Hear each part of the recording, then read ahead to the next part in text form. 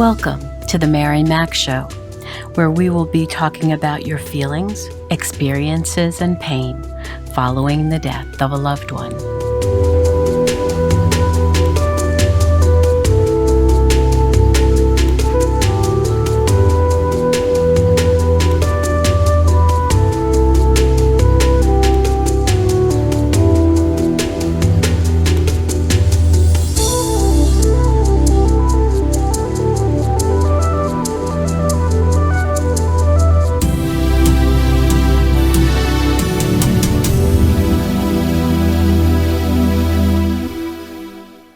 Good morning, good afternoon, good evening. Wherever you find yourself in this entire world, I welcome you. How are you doing, my friend, my warrior? Has this past week been better for you? I truly hope so. Please keep up with your gratitude journal, writing 5 things you are grateful for each evening before bed. I'd like to share with you this week about something that's been on my heart. Since I associate so much of my life with the bereaved, I look upon my country as one which is suffering serious grief right now. Like our loved one who died, except in the case of little ones, no person is perfect. They may have done things in their life that weren't the best, led by people who didn't have their best interests at heart.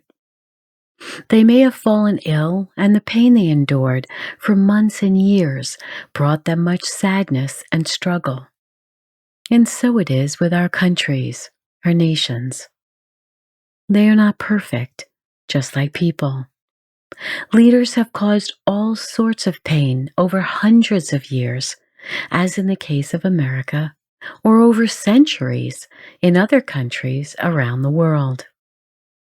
And many of these leaders, at every level of government, may not have been held accountable for the sorrow and death they caused, which its citizens have had to endure.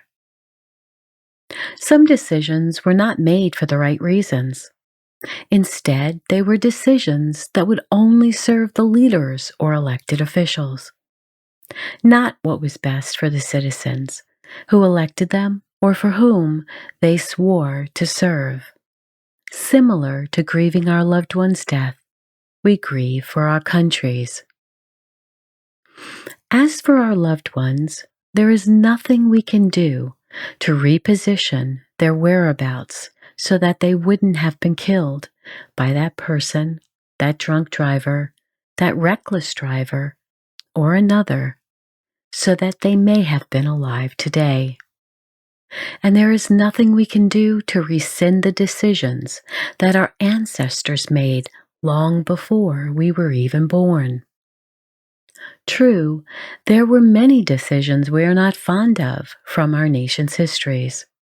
Yet those decisions shaped the countries we are today, for good or bad. And like with grief, we can only live the life we now know. Trying to minimize our loved one's life because we are ashamed of their actions, the way they lived, and perhaps how they died, and trying to act like it didn't happen just to make us feel better is certainly an act in futility. Whether our loved one's life or our country's history, there is no erasing a life's journey or a country's journey because we don't like how it was lived or how it turned out. A country's heritage is its legacy, the good, the bad, and the ugly. Nothing we do, harming other people or property, tearing down historical monuments, or blazing cities will ever change our history.